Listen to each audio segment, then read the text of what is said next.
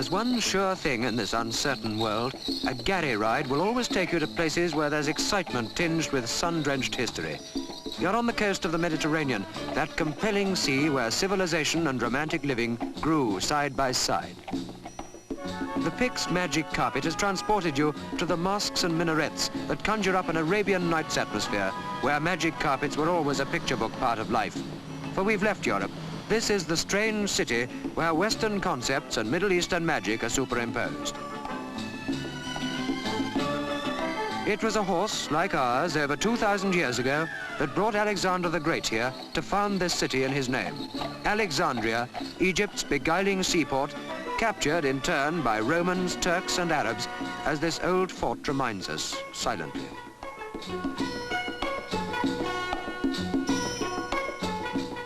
When the pharaohs ruled Egypt, this chunk of granite was hewn and hoisted in memory of an emperor who brought bread to the people starving from a 9-month siege. The Sphinx looked inscrutably on, while in the course of centuries, one of the many mouths of the Nile, which flowed into Alexandria's fishing harbour, got silted up and lost.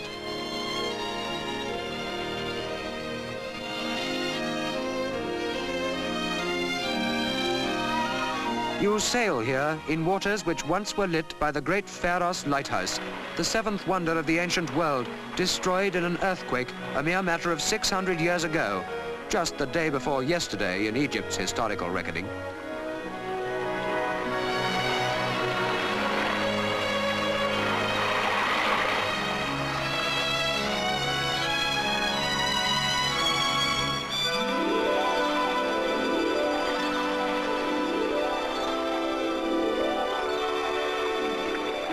To what particular century would you attribute these fishermen? They, or others like them, were doing just this before the lighthouse island was joined by the river's rich deposits to the mainland to become a busy part of a bustling modern town.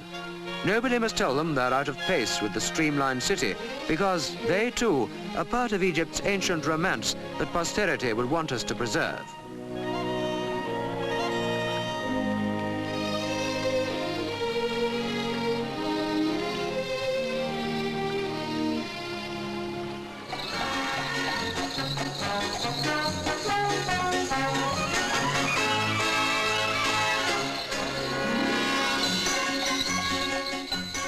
When Arab horses stormed into Alexandria 1,300 years ago, they found 4,000 palaces and baths, 12,000 gardeners and 400 theatres dating back to antiquity.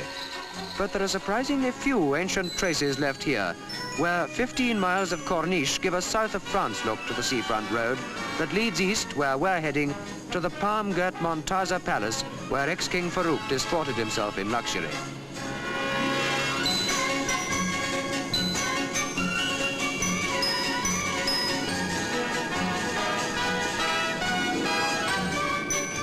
We're heading for a pleasure ground where life goes swimmingly.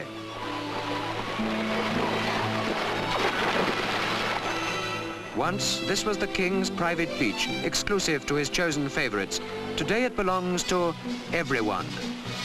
They're famous, the beaches of Alexandria.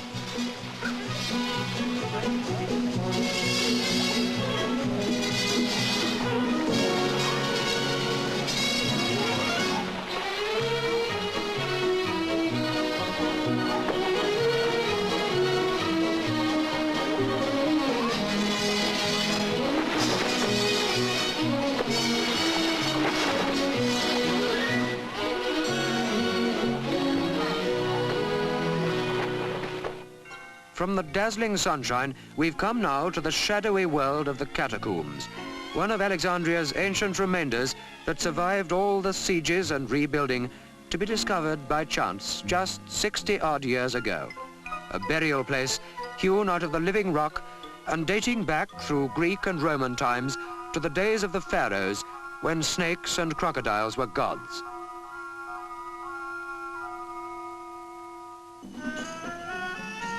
In the Montaza Palace today, you can win riches if you guess right at roulette. But who can guess what riches, what hidden slices of history may be buried underneath? Faites vos jeux.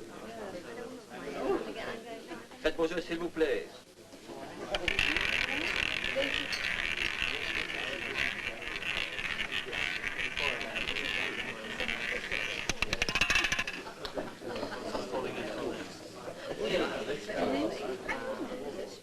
You've only got to go to the outskirts of town to encounter the one Egyptian creature that never changes and links the rich Nile Valley with the surrounding wilderness, the camel.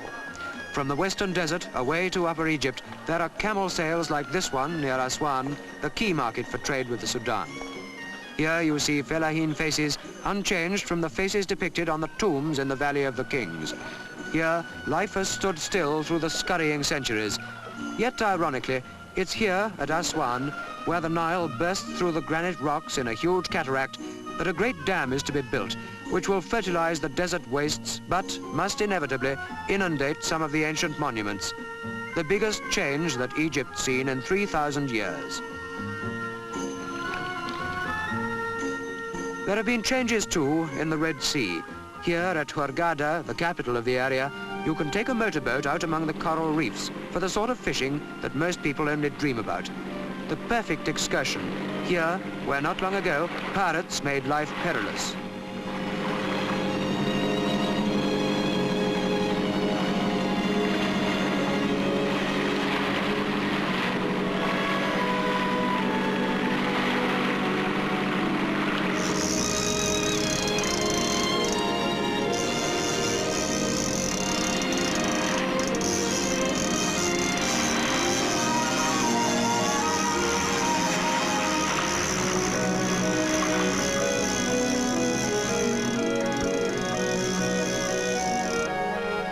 Changes too in the life of the local fishermen.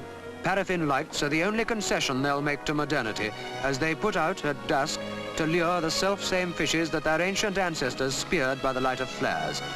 There's no carpet more magical than the liquid carpet of the Red Sea when twilight puts its inimitable patterns into it.